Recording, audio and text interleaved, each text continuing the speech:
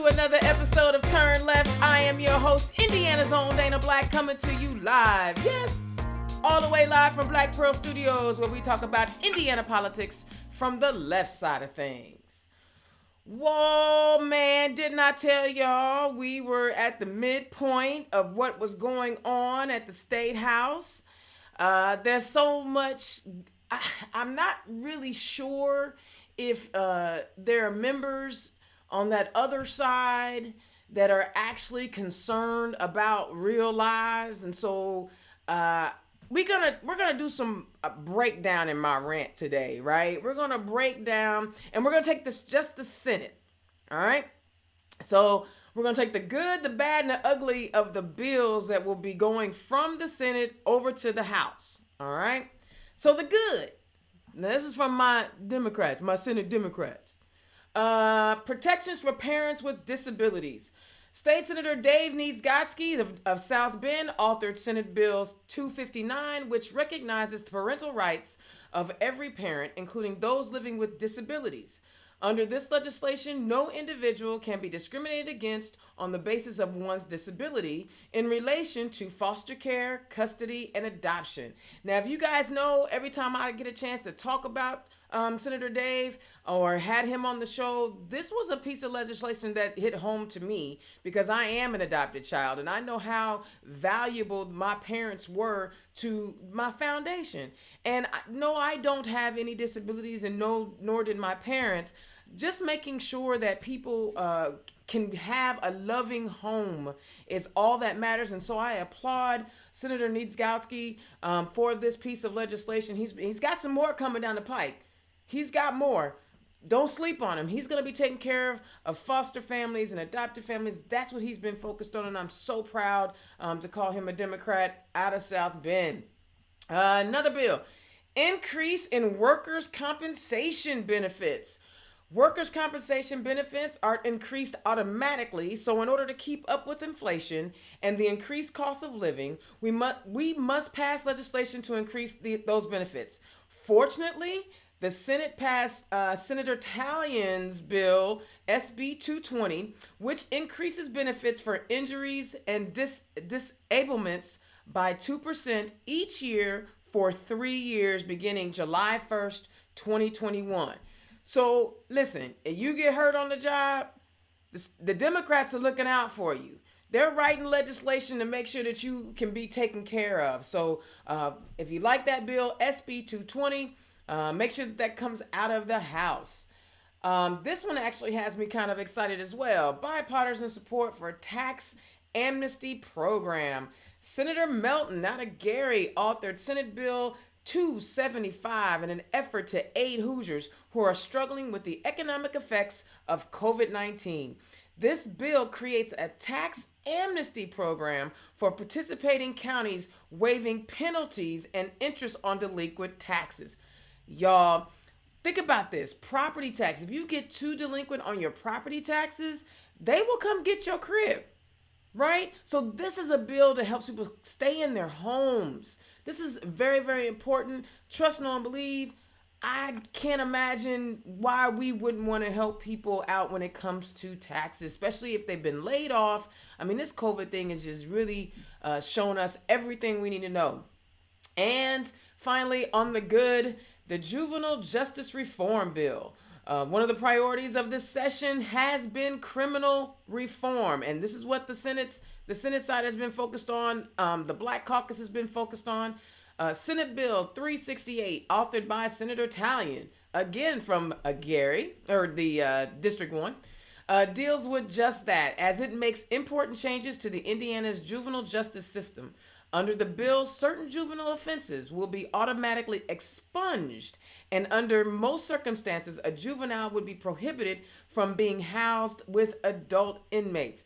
Listen, y'all know how important this bill is for the Black and brown communities. I am so glad that she actually introduced this bill, because you know what? We need more allies looking out for our juveniles, and expunging their records means they can, you make a mistake as a kid. We all did.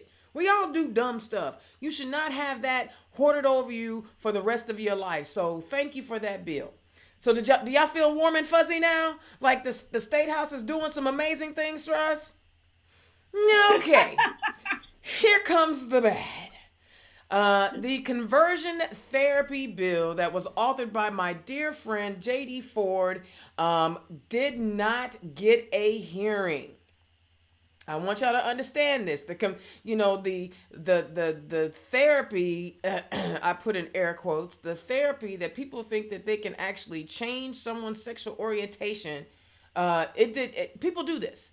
And if you guys know anything about suicide rates, we know that youth LGBTQ plus suicide rates are the highest among all demographics. So please, it didn't go this year.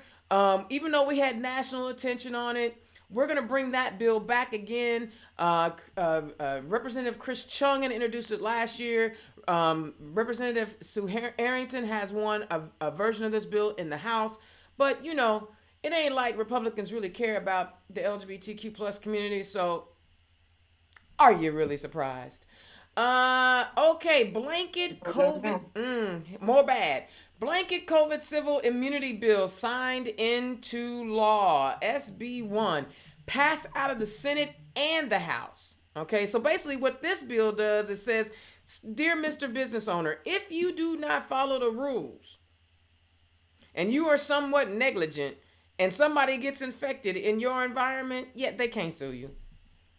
Yeah, they made sure they took care of businesses, didn't they? They took care of... Now, listen, I am all for small businesses. I want everybody to have success. I want everyone to make all the money that they can make. But at the same time, you got to take care of your employees. How dare you? But anyway, it passed. I should let y'all know that it's one of the more important pieces of legislation to ever cross the Senate floor was the bill to make it illegal for Indianapolis to rename itself. Because that's so important. I'm not even going to spend no more time on that one. Of course, you know, they don't want you to have increased access to mail balloting. So despite past elections being the perfect example of why absentee vote by mail options are essential, Senator Ford, Senate Bill 402, permitting no excuse absentee ballots, did not get a hearing. Instead, making it easier for Hoosiers to vote. Instead of making it easier for Hoosiers to vote, SB 353 was passed, which would prevent the governor from expanding vote by mail and add extra requirements to absentee voting eligibility. Now, it's not that Republicans didn't take all the statewide races. It's not that they didn't expand on their supermajority or maintain their supermajority. You know, this is really about disenfranchisement. They don't want you to have... We were in the middle of a pandemic, and what did they come up with? They come up with legislation to make you have to choose between your life and your civic duty. That's Republicans for you. Of course, we know that there's no support for teachers. The Senate has failed to grant teachers eligibility to receive COVID-19. Now, this week, us 50-year-olds can go get it, but I don't teach. And I'm very fortunate. I get to work from home, so I'm going to wait and let those that really need it go ahead and get theirs. But we already know they're not taking care of the teachers. I want to hurry up because I want to get to the ugly. Public transportation fund. Yeah, there's some ugly. Public transportation funding is threatened despite 79% of Marion County precincts and 19 out of 25 city council districts voting to support public transportation expansion. The Senate Republican supermajority approved legislation this session that will reduce funding for Indianapolis City Go.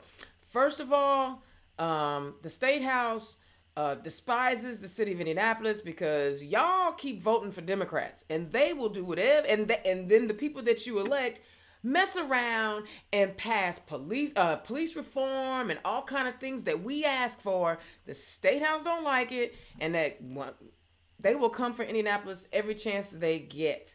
For my environmentalists, Senate Bill 389, the anti-wetlands bill, would eliminate current protections in place to safeguard our wetlands. I don't know. I mean, look, industry is already all over the state. You can't leave the 4%. Four. That's all. 4% of our state's wetlands. I'm not a bird watcher. I'm not even an outdoorsy girl who wants to go camping. But some people are. And the little birdies deserve to live where they want to live. Why are you going to take the one little 4% that we got left? I don't even understand. Minimum wage bill not heard. We know that one wasn't gonna happen. They don't want you to actually have a living wage, so let that go. They overrode the 2020 Senate Bill 148 to make it so that landlord-tenant relationships are limited in what you can do. It's really, really bad. This act eliminated local government ordinances relating to landlord-tenant relationships and limited their ability to address local rental housing needs because obviously Columbus and I don't know, Terre Haute are exactly the same and they should all be blanketed. But again, this is another state house overreach. And then of course, they did not listen to Senator Melton's filing for prohibiting no-knock warrants and the prohibition of chokeholds because, they were already trying to take over IMPD as it was because we put extra oversight up to make sure that we are holding law enforcement officials whom their salaries are paid by our tax dollars. They didn't like that. They were trying to take that over. But, we can help alleviate some of the stress and distrust if we put certain measures in place. No, not in the Senate. Republicans are like, choke them out. And we see how those no-knock warrants work very well in Louisville. Speaking of which, I plan to have one Representative Attica Scott on a future show. Please know she's out of Louisville. She's been down there. She's passed some legislation to eliminate and work on no-knock warrants.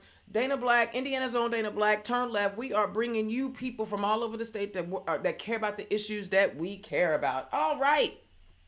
That's my rant. Are y'all all caught up on the Senate side in the first half?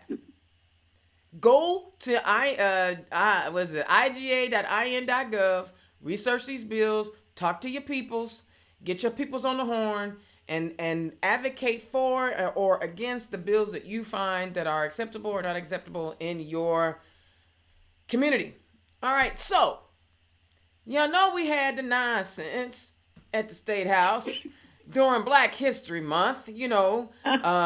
Representative Porter, who has been a representative for 25 years in our State House. Well, first of all, he's a gentleman. If you've ever had a chance to talk to the man, you would know he doesn't raise his voice. He's not a very loud or boisterous individual. He's very respectful to everybody he meets. I mean, just one of the cool. Oh, he's my rep. Yep, he's my rep. He was speaking against the white flight bill that's been introduced in South Bend because, the predominantly white community in South Bend doesn't want to go to South Bend schools. They want to, defect and go somewhere else so they ain't got to actually hang out with brown and black people. That's just so tacky. But it's a white flight bill. And he was speaking out against the white flight bill. And the Republicans in his chamber booed him. Again, reminded me of when President Barack Obama was giving his speech and he was screamed at, "You lie," in the middle of a State of the Union.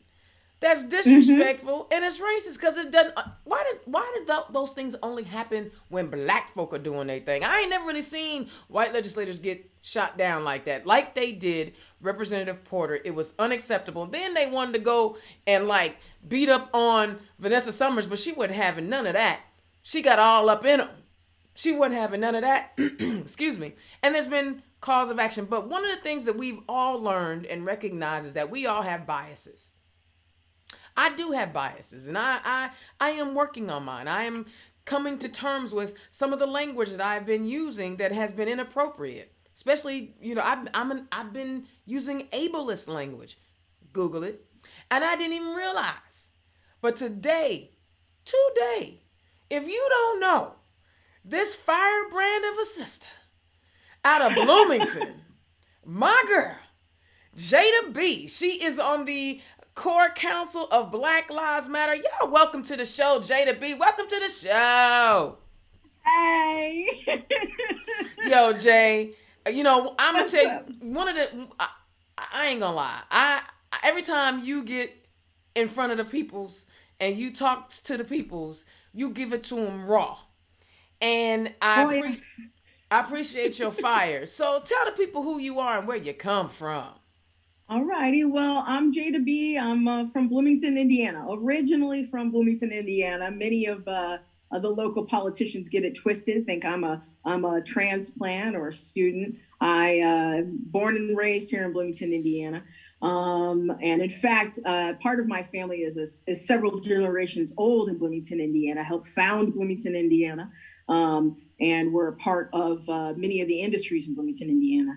I am on the core council for Black Lives Matter Bloomington. We are a 8-person council now. Yeah, 8-person council, and of core Black leaders here in Bloomington, ranging from community organizers to IU professors to people who work specifically in anti-racist education to Black farmers who are working in food security for Black families. And that speaks to your wetland bill that you were talking about earlier. 96% of Indiana's topsoil has eroded, meaning that Indiana's farmlands are actually not suitable for farming. Mm. And given that most farmland is inherited, that means that Black people have no chance of farming in Indiana. It makes it a lot harder to farm in Indiana. So we work on food justice, we work on racial justice, we work on all of these things intersections.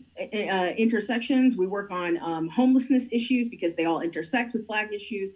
So mainly our main focus here is education, and it's one of my main focuses as well. I'm also on the board for Democracy for Monroe County. It's a progressive organization here in Bloomington, and we are attempting to get a solid progressive voice within the local Dem party here in Bloomington, Indiana. I'm also on the board for Midway Music Festival, which is a women and non-binary music festival. And we support basically underrepresented people in music.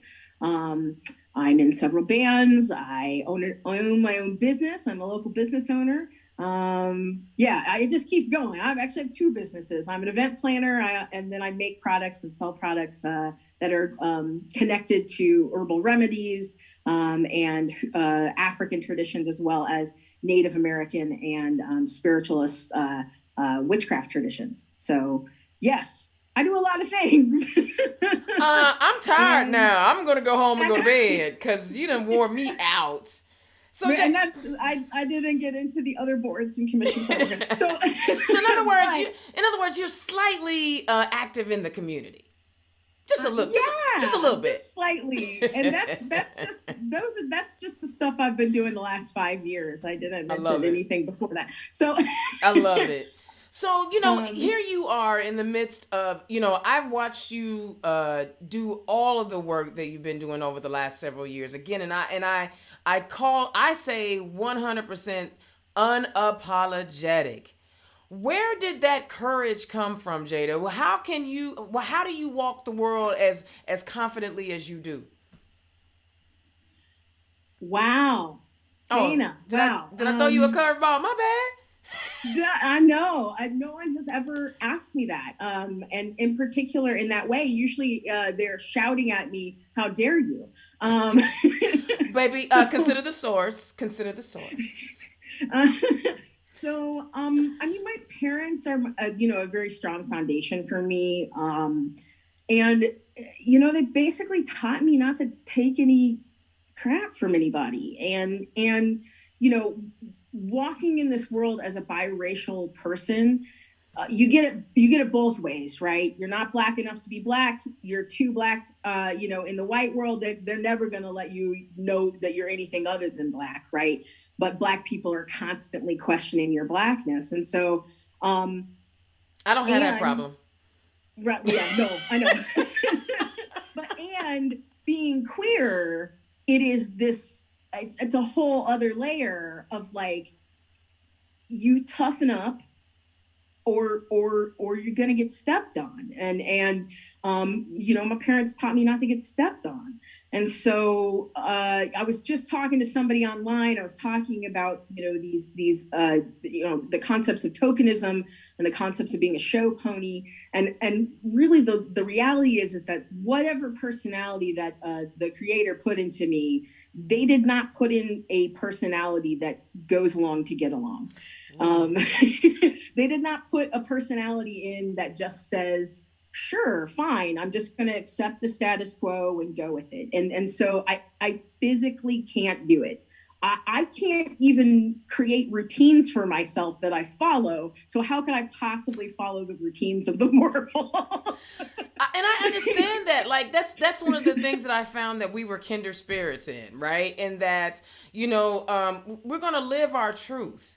You know, now, one of the best conversations we ever had, we was hanging out one night, having dinner, and we were saying the exact same thing, just saying it slightly different. And that was like crazy respect. And it was like, yeah, you know, we were like all in this together, but we just have different. And the reason why I bring that up is because I was listening in. I made it a point to make it to that particular DWC meeting because I saw that you were speaking on a panel.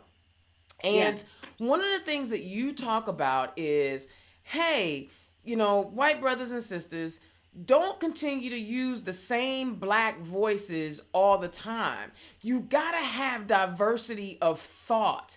And that rang so true with me because I'm like, yeah. Because don't get me wrong, I love it when people ask me to come and hang out and speak and blah, blah, blah, blah. But mine is not the only voice that should be heard. When did you tune into that concept of like, look, not just the same old black face, diversify the thought? Well, I think it really happened when I was, you know, I think it's just a byproduct of being queer and being constantly left out of not just mainstream white society, right? Like this like dominant culture society, but also being left out of the conversation with Black folks and being told that I shouldn't be in the conversation. And so, or there just not being a place for me in that conversation of being made to feel as if, you know, my queerness is somehow anti-Blackness. You know, and so, and I've seen it over and over and over again in the Black community of how we treat our Black queer brothers and sisters and siblings and how we pinpoint them into, they're fine to do your hair. They're fine to give you fashion advice. They're fine to lead your choirs in your on church. Sunday. In your church. In your church on Sunday because they know what they're doing, but they are not okay to lead the community. And so, you know, again, going back to I'm not taking that. I said, well, why? Well, why? And if we're talking about we need diversity of thought with white people, why wouldn't we need even more diversity of thought in all these other categories? And this I know to be true. Black queer women, Black trans people are the most oppressed people in this country. We are constantly murdered.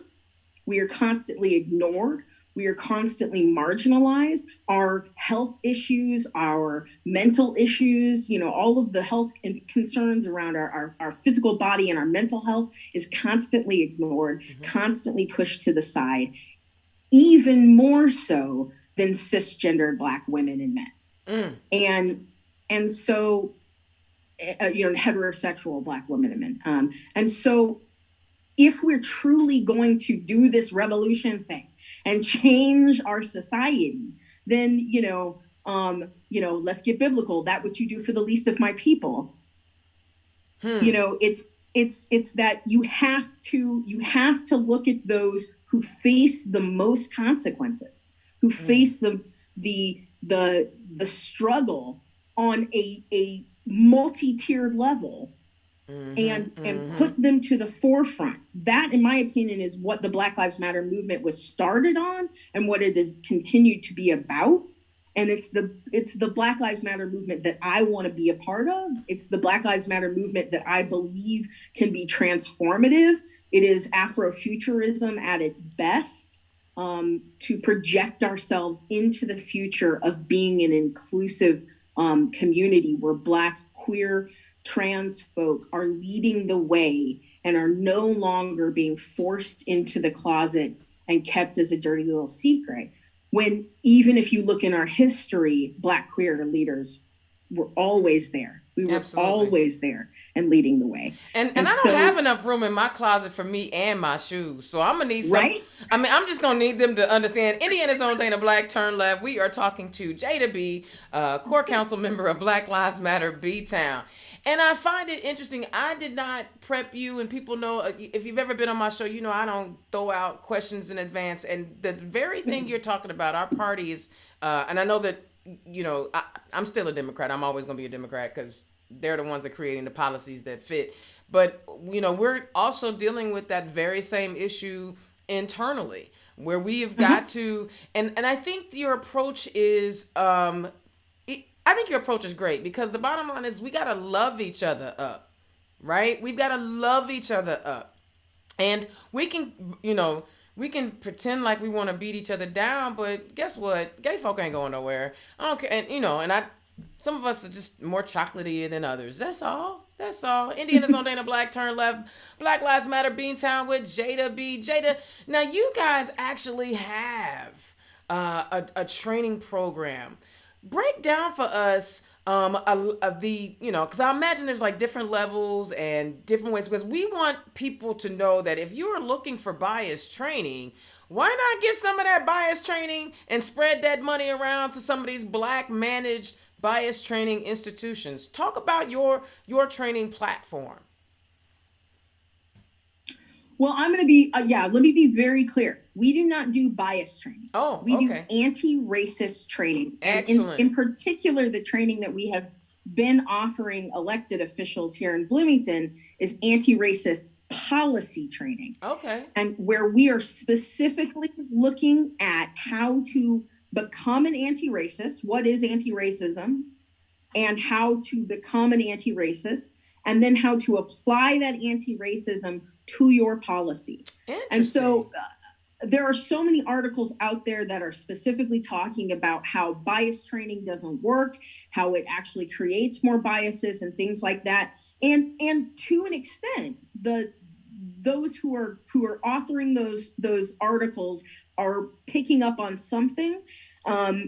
Many of the people who are authoring those articles are white.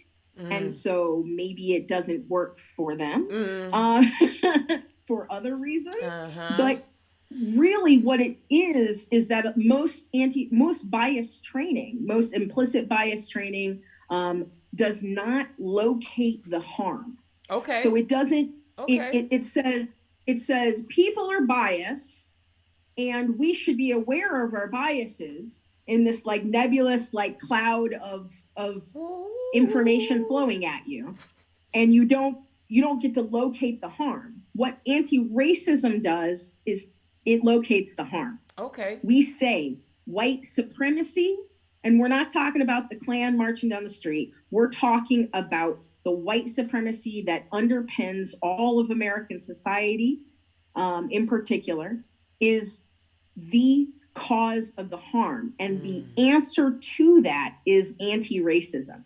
And you have to be able to identify what is and is not white supremacy in action. And again, discounting the people in hoods marching through the street, because that's very clear. We understand that. We can all agree that that's bad. Well, many of us can agree that that's not everybody, because they were still marching through the People's House with that Confederate flag. So some of them just don't know. Well, you know, in Bloomington, we have Nazis in our farmers market. So yeah, I get they don't all know. I don't even know if I really want to go there with them right now, because that was like an entire year of madness.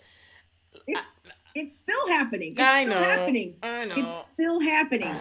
The Nazis are still in our farmers market here in Bloomington, and the city of Bloomington government is doing nothing about it. Anyways, so what we do is we talk about how white liberalism and therefore white moderates, white liberalism, it still ingest and imbibe this white supremacist culture that we are living in. And how do we look at it? How do we separate it? How do we investigate it? How do we remove it?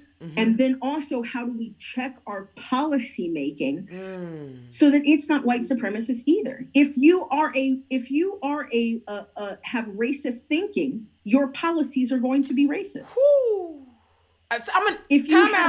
Time out.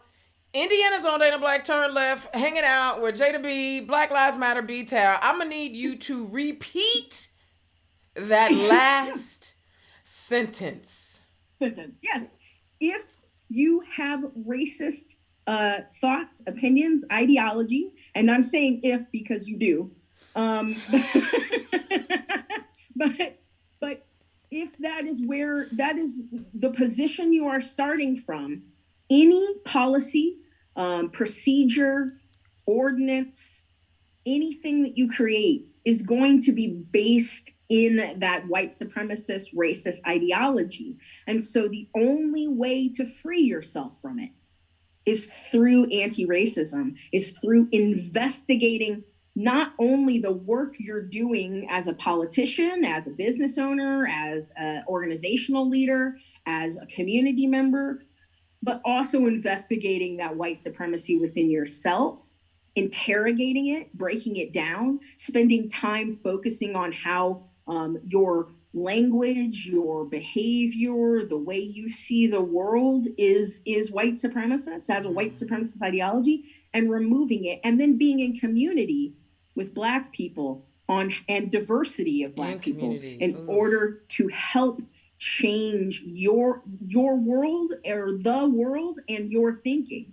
And so you're not putting the work on Black people, but you're working in community with Black people to solve these problems together. And I love that, because the bottom line is, for one, you know how I am. I want to improve lives through policies. And you're saying I'm going to show you how to write policies better.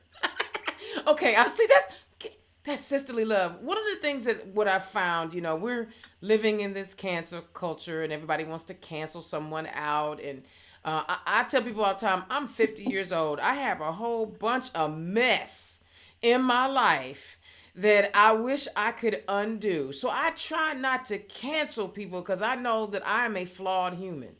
I say things that people don't like. I do. Girl, maybe. I do things that people don't like, but people often make mistakes. But I have to tell you, sometimes what hurts is like when you find out someone that you thought was down with you, you hear them say something and you find out later that they weren't down with you. You guys had a county commissioner who, I ain't gonna lie, like, it messed me up inside when I read her thoughts, because like she's like one of my favorite people. And when you guys were talking about the anti-racist training and they were questioning the data in it, it kind of threw me back a little bit because it was coming from someone that I respected and someone that I cared about. Past tense, care about. How are you able to influence them to see things differently?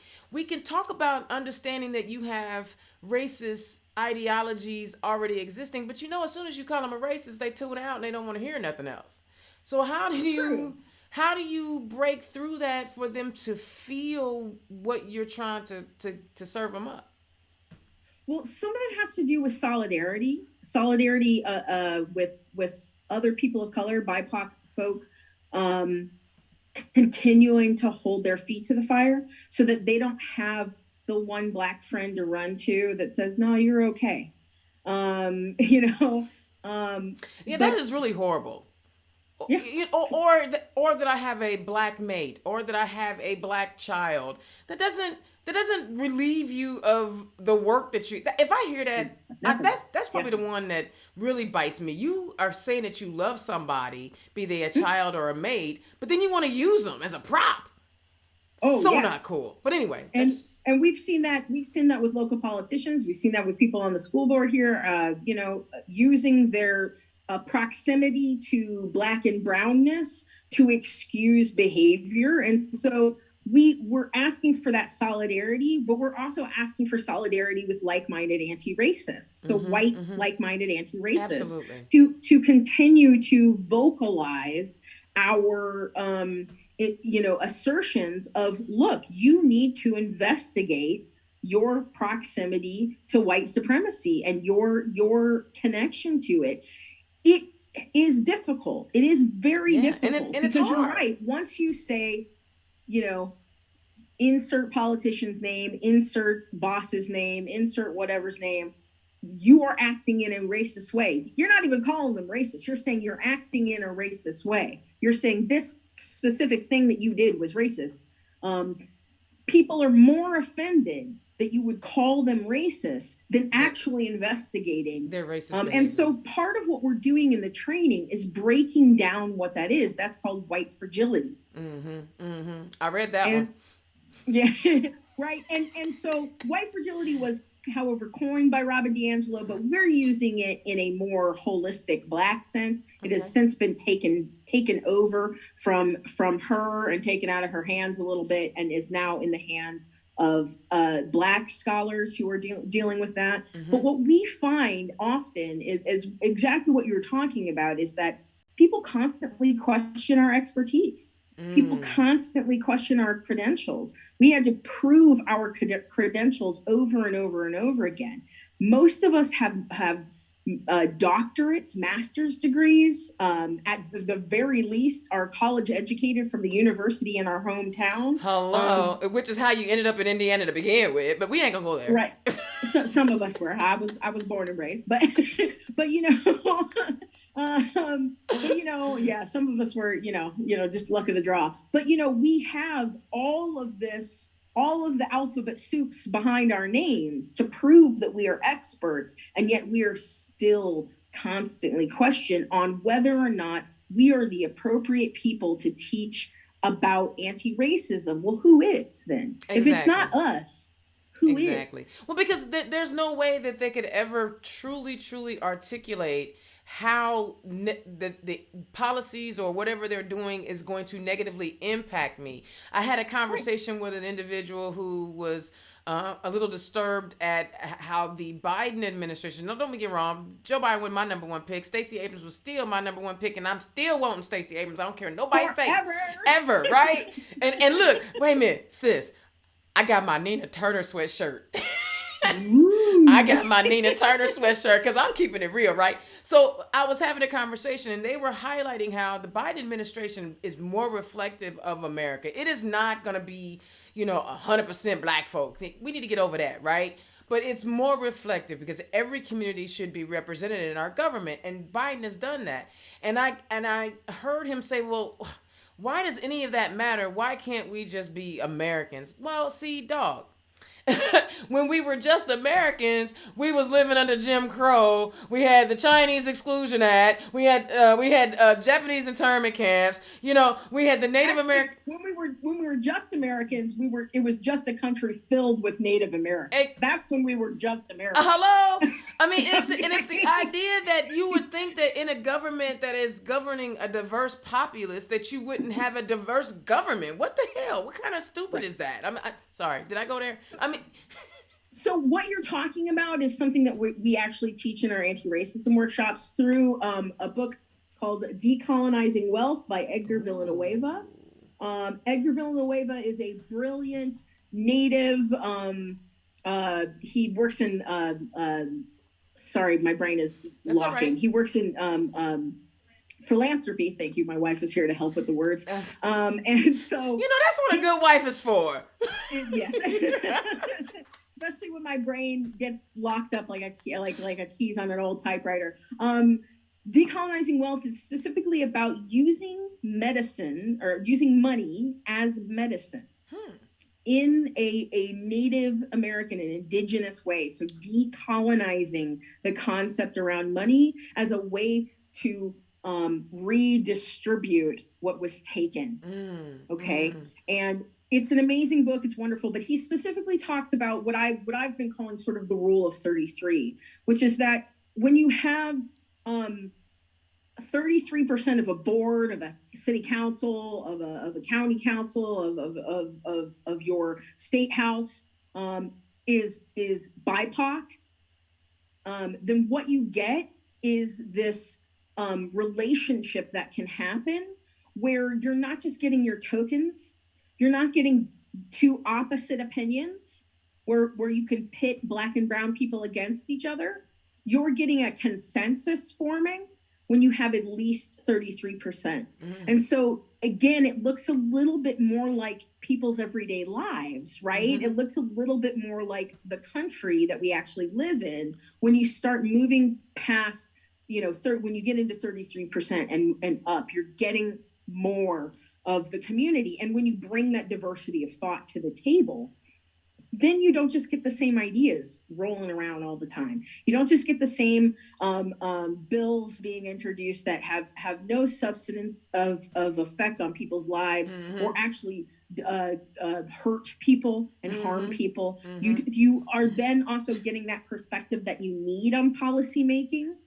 And so that you're not enacting a racist bill or putting forward racist legislation, or even when you're talking about organizations and businesses, when you have a board or you have employees where you have diversity upon your employees, you're getting more information about here. Maybe this is another way we can make money by expanding into this merchandise. Mm-hmm, mm-hmm. That's something that you wouldn't get if you have an all-white staff. That's right. Something you wouldn't get with an all-white board. You're getting the same ideas because you're getting the same cultural representation happening over and over again. And you're not getting a diversity of history, a diversity of thought, and a diversity of approaches. And so, so back to the other question that you were asking, how do we get them to, get this? One of the ways that we get them is if they can't get it, we change them out. Oh, well, there's that. Right? There's that. So if you, let's say, are on a city council board and you cannot understand that allowing the homeless to sleep in a park without the ability to be arrested, maybe this sounds like the 9-hour city council meeting that we had to sit through last night. Time out. Indiana's own Dana Black, turn left. We are talking to Jada Bee, Black Lives Matter, B-Town. Would you please explain to me? I have spoken to a couple of the Bloomington City County Council because people actually think I live in Bloomington. Trent Deckard, who is one of my favorite humans on the planet, best guy ever. Isn't he though? Isn't he? He's like amazing, right? Yeah. I want to take him, Shelly Yoder, swirl them up and make more of them, right? Just make more. But everybody's different, right? But everyone, unless a lot of people think that I live in Bloomington, I do not. And I've mentioned to some of the Bloomington council members before that their 4 and 5 hour meetings were just too long. I mean, when you're okay. So say you work during the day and you have a kid or two, and you say you're a two-parent family. You're a two-parent family. You got 2 kids, and both people have cars, and you're well adjusted. Even with that means you have a day job. That means you get up and go to work in the morning. You got to be there somewhere between 7 and 9. There is no way in God's green earth you can stay up and watch a council meeting that lasts past midnight. This council meeting ended at 3:30 something in the morning last night. 9 hours. They beat their record. Their last record was like 7 hours. This beat their record by a couple hours. I'm not here to beat up on Democrats, and y'all know that. But it's an all-Democratic council. We are a primarily Democratic town. We have hardly any elected positions where those people are not Democratic Party affiliated. However, much like we're seeing a split in national politics between progressive Democrats, middle of the road, and regressive Democrats, who at this point, y'all just might as well join the Republican Party and call it a day. We call them blue dogs, Jada. You look, you do you, I'm gonna do me. that's why I love you. You know that, right? We also have a term called Indiana Dems, which means Yes. if you were in any other state in the union, you would be a Republican. And unfortunately, Dana, I love you, but I got to tell you this. Bloomington is infested with these Indiana Dems, where they put forth policies that if a Republican mayor or Republican council member or county council member would have put these forth, you would be like, how dare you? But we've got this idea that we can't argue with them because they're Dems. And my problem is that this is what is dividing the party and making people not interested in voting for Joe Biden, for example. That Joe Biden, while I'm glad he won, because the alternative is unthinkable. The alternative was orange. And we don't have any civil rights code for orange people. But go ahead. The Oompa Loompas are not a protected class. But we do have the Equality Act. Well, he would shut that down. He wouldn't be in favor for it. So, so this is the problem is that we've got this division, and unfortunately, some of it falls along generation lines. Some of it falls along poverty lines. Some of it falls along, education lines, etc. But the reality is that the Dem Party has to reckon with the progressive element within it and lean into it. And because I feel that, but see, here's the problem. Like, there are a lot of us Democrats that we are not like hanging out with a litmus test on who is and who isn't a Democrat. And unfortunately, we're not the ones in power, right? Like, in my opinion, the progressive is just as important to me as the blue dog, because bottom line is they're going to vote 60 to 80% with the policies that I like. You know what I'm saying? I'm like, Nina Turner is like, y'all know, like, I'm a groupie for Nina Turner. But she is way farther left than I am. And I am less of a fan of our Vice President Kamala Harris than I am Stacey Abrams. But I wouldn't want Stacey to be vice president. I wouldn't want her to be president. I mean, there's a spectrum, and there is a spectrum, and it's not about saying to the blue dogs, to the moderates, we don't want you necessarily. Right. Okay. It isn't really about that. And when I'm being a little flippant about I love your flippant because you bring up good points. I'm being flippant and I just want to be like that just for a second. But I love you. What we mean is get on board with this left train. Mm-hmm. Your program is called Turn Left. We want you to get on the left train. We want you to go this way because the Republicans have been pulling us so far to the right for so long that we need some correction. We need some AOC, the squad brand of correction happening. There is a reason why the squad is so popular with younger Democrats, and that younger Democrats look up to them. And there's also, we're also talking about cultivating the next generation. Right. And if we're constantly putting them out in the cold, if we're constantly shutting them out and saying, that $15 minimum wage that you really need right now. You needed 5 years ago. Exactly. We're going to just put that to the side and not fight for it. Literally, my whole feed, the day that they decided to put that aside, my whole feed was, I told you so. I told you so. So I knew I shouldn't have voted for him. But there's another element to that I think that we must take into consideration. As much as I want to see universal health care, as much as I want to see the minimum wage at $22, that's Give me that money. There are some very progressive ideas that I have. However, the other thing that we have to be able to do is count votes. And as much as we want these things to happen, I still have to get enough votes to get them by. And so therein lies the right? element The tricky part of the problem. that therein But lies the element of the compromise, because Mhm. there are Americans who vehemently disagree with us, and we Oh have yeah. to be able to compromise.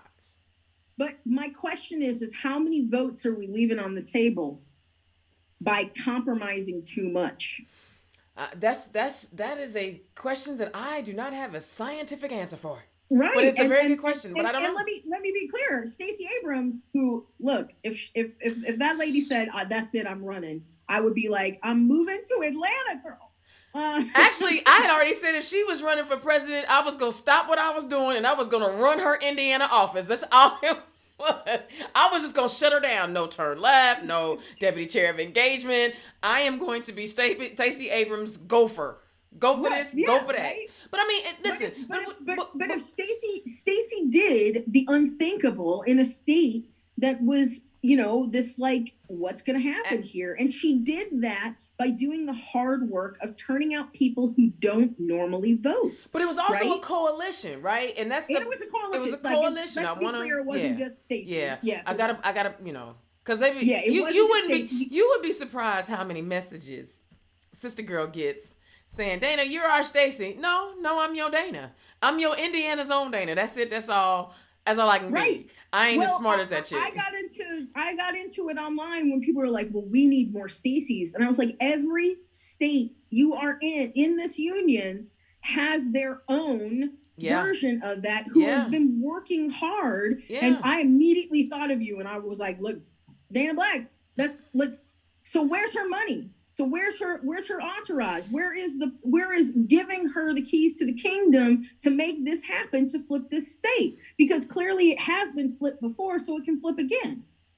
Absolutely. And so this is my Absolutely. thing is that Absolutely.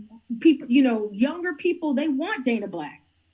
They want Dana Black. They want that. And it's very clear. And you see it over and over and over again. And You're so sweet. when we're talking to young people, when we're working on Black Lives Matter issues in this town, they get it. Last night in our 9-hour city council meeting, I'm still unhappy about that, and I wasn't even there. Look, it was horrible. And it was just mostly like bratty little infighting from people who wanted to get their own way. Ain't that how it always is, though? Well, they're going to see what's going to happen come next election time. So. B-Town, Bloomington Council, get your game together. Y'all, all Democrats, there's 9 Democrats. There was an hour of talking per Democrat. That is ridiculous. That is ridiculous. Think about your constituents. There was a lot of public comment. Oh, was a lot of public comment? Okay. Yeah, the public was, I wish you'd say for your audience who's not from Bloomington, we were voting on whether, or having this discussion about an ordinance of whether or not to let open our parks up to be 24 hours so that people, if they needed to, if they had nowhere else to go, they could sleep in the public parks. We have a major homeless issue. A person died because they were exposed. They were exposed, but we have information that their tent was taken away from them through police raids. And BLM B-Town actually gave them a tarp too. That was taken away from them. And then they had a welfare check that was done by police officers 24 hours before. And it was no kind of a welfare check. It was a nudge and are you alive? And then they walked away. It was less than a minute of a welfare check. And so we're having this real problem that if people were allowed to huddle together for safety, as opposed to being run off by the police and at the orders of our city government, then they could find some modicum of safety and shelter. We don't have enough shelter beds for all of them. And the argument last night about the ordinance was a very white-centric, classist argument from the dissenting voters who were voting against this ordinance. And we had a lot of people from the community, experts in the community who work in the care industry here in Bloomington, who were in favor of pretty much every single shelter organization, as well as anybody who's working in the care industry in Bloomington, including Black Lives Matter Bloomington. We were for this ordinance. as it is a stopgap measure to ensure that people don't get arrested and charged, and therefore have even more barriers to get into housing later down the road. And so we knew that this wasn't a solve for homelessness, but it was a solve for this immediate problem of the threat of being arrested and potentially harmed. Well, I gotta tell you, that ordinance that was introduced that you guys debated for 9 hours was actually better than what the city of Indianapolis, before this, last election, the minority leader at the time decided he wanted to introduce a sit-lie ordinance, which would essentially fine, meaning make them pay cash, homeless people pay, people who are unhoused, as my girl Jennifer Crossley says, Monroe County chair, running for re-election. Anyway, that's my homegirl. was that a shameless plug for Jen Crossley? Oh, look, chance I get, I plug Jen Crossley. Jen Crossley is the sister that's doing it, but I mean, that's still, girl. At least you guys are offering, the council members were actually offering an ordinance, although it didn't go in the direction that you guys wanted to go. The ones that we were getting out of our council from the minority folk were, let's fine them for being homeless and being down. And they literally were like, you can't be in a mile square downtown. So, which really speaks to a different issue, Jay, and that is, we do not treat humans like humans. Well, and so this to me goes back to our anti-racism policy, right? Is that when one of the big components of our anti-racism policy is our vocabulary definitions and history lesson that is led by Dr. Amarita Chakrabarty Myers. Your girl. I'm sorry, that was so involuntary. I just did that, didn't I? You just lit up when I said that, yeah. That's my girl, Amarita. Dr. Amarita Chakrabarty Myers is, and I love to say her full name. She tells me not to, but I love to say her full name because it's so beautiful. Right? So, yeah. But Dr. Myers is very particular about how she leads you through history and gives you the vital definitions that you need to know. And that leading through history is very crucial in order to understand. Look, in this one ordinance, the park that is in question, it's called Seminary Square. It's not really much of a park. It's actually really more of a memorial for an older building that used to be there that burned down. It's a whole long story, but it's close. Yeah, it's a park, but it's you not just a park, said right? A memorial for a building. You know that, right? Okay, I just want you to put that in context. A memorial for a building. Now, and the unhoused are using the park that is the memorial for an old building, which is not there. Wonder how they become unhoused. But anyway, go ahead with your story. It's crazy. The neighborhood that is right next to that the neighborhood association that is sort of against this initiative, this ordinance, that neighborhood is called Vinegar Hill. It's an old name for it. It used to be an orchard. And then when it was transitioning away from being an orchard into a housing community, it was built by stonemasons. So the actual builders, they lived down the hill, and then the owners of the mill lived on top of the hill. And so they have these bigger, grander houses up there, beautiful, ornate stone, Indiana limestone. And then, but even the houses that are down the hill are still beautiful, craftsman style limestone houses. Those houses, even the houses down the hill, are worth $350,000. You go up the hill, you're getting into definitely $500,000 and even $800,000. Those houses are predominantly, in their construction, they were exclusively white owned. Okay. And so we know that land ownership, no matter whether it's a house or actual proper land, is mostly inherited in Indiana. And so even the buying and selling of houses has to do with inherited money. And so those houses that are up on the top of the hill and those that are at the bottom of the hill are predominantly white-owned houses. So the association of landowners is what? White folk. Predominantly white. Okay. And not just predominantly white, intensely wealthy. Some of the wealthiest people in Bloomington live in that housing area. So, and it's not, it's also where professors live. It's where business owners live. And so their complaints about homeless sleeping in a park that is literally a mile away from some of those nicest houses, it feels a little tone deaf. It's not, no, it feels, it is tone, it's completely tone deaf. Yeah. I mean, you were being polite right there. You were being real polite. Polite. I'm gonna give you that one. You were like being like super polite. No, that is completely and totally tone deaf because they don't recognize. They're living very well, and they don't recognize. Although they, I want to ask the same question I asked when the sit-lie ordinance came up here in Indianapolis, because I actually went to that council meeting, and I asked them, what do you think is worse? Looking at someone be unhoused or being unhoused? So, that's, well, right. what? And to be unhoused is a costly it ain't cheap. existence. It ain't cheap.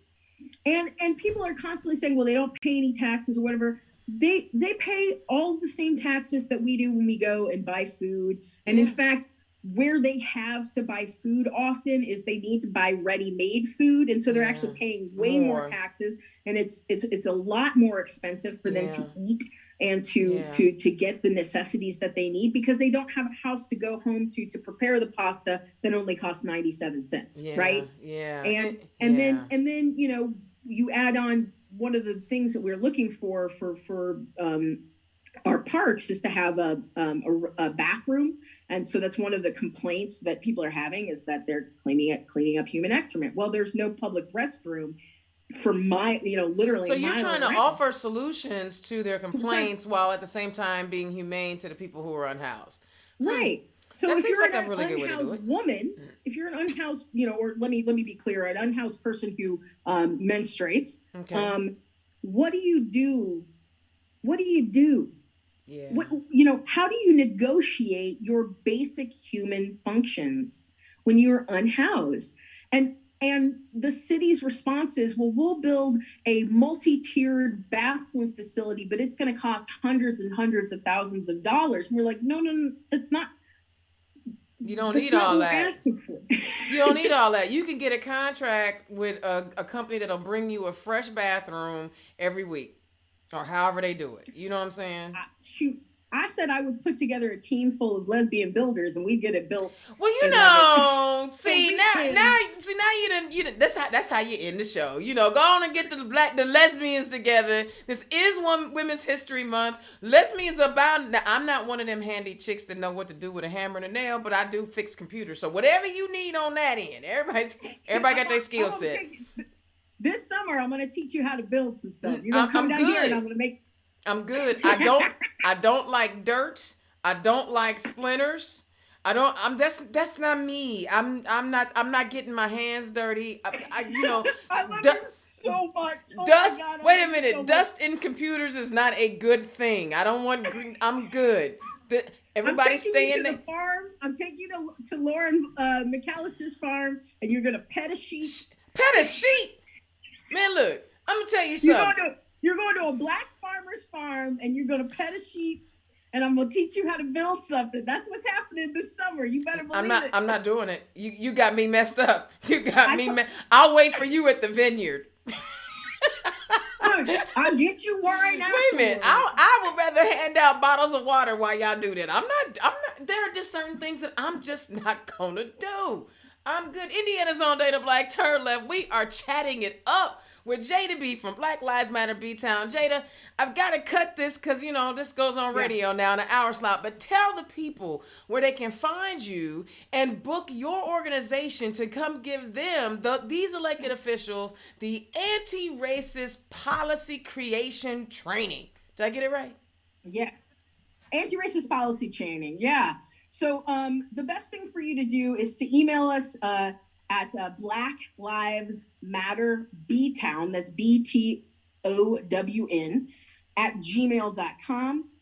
to get a little bit more information, what we'll do is we'll go through a invoicing process and assess who needs the training, how long it needs to be. One of the things that we are going to be doing in the spring is we're going to be offering an open training that's an anti-racist training without the policy part to it, an anti-racist training to the community, to community groups. Eventually, we're going to be making videos so that we can just send some videos to businesses and organizations. But for government entities, for elected officials, we want to tailor that to them. So they should get in touch with us so that we can tailor it specifically to them. And then on top of it, if it's outside of Bloomington, we're going to ask and incorporate, say if we're doing a training for Indianapolis, we would actively recruit Black Lives Matter activists in Indianapolis to help us or on that policy. Or in Richmond, right? Or Evansville. I love it. Or I love it. And because the goal is to get the Black people in your community to tell you what is needed, what is and is not racist, right? What is and is not white supremacist. Because it's always funny when Jim Lucas won't tell somebody what is and what ain't racist. Anyway, Indiana's on Dana Black. I got one of those down here. His name is Dave Rollo. So. I did. Indiana's on Dana Black Turn Left. We just had a great interview with Jada Bee. Next week, I promised you Dawn Lewis and Marion County. Not that Dawn Lewis. Dawn Lewis from Indianapolis. Dawn Lewis. I know. I was just saying, ooh. Okay, Indiana Federation, Indiana Democratic Federation, Women's Federation. She's going to come here with my good buddy, Sabay Martin, and they're going to talk about how you can get involved with that particular organization. Y'all, we was chopping it up. I hope you enjoy Jada Bee. You guys ought to definitely. Oh, Jada, I wanted to give you this. If you're sending them videos, make sure you send them a link with a subscription. That way they can't actually download your video and pass it out. All right. Oh, don't you worry. We got all that on lockdown. That's what's up. Indiana's on Dana Black. Just real quick, Dana, one sec. If people want to donate to Black Lives Matter Bloomington, you can go to our Venmo page, and it's BLM-B-Town. And it'll have my name on it, but it goes directly to Black Lives Matter Bloomington. It covers our farm to families programs. It covers our any kind of racial justice work. If we have to do bail or getting people money for keeping their lights on, things like that. So we could really use that money to help these programs continue going on. I just wanted to give that little, give me some money. And if you like what Indiana's own is doing with Turn Left, click on my donate link. Feel free to drop $1 or $2 in there. I understand we in the middle of COVID, so take care of your family, keep the roof over your head first, and then hit us up if you have a few extra dollars. All right, Indiana's on Dana Black. Thank you so much for tuning in to Turn Left again. This was a fun show. I could do this for another hour, but I got a time limit. You're calm. I got you. We will holler at y'all next week.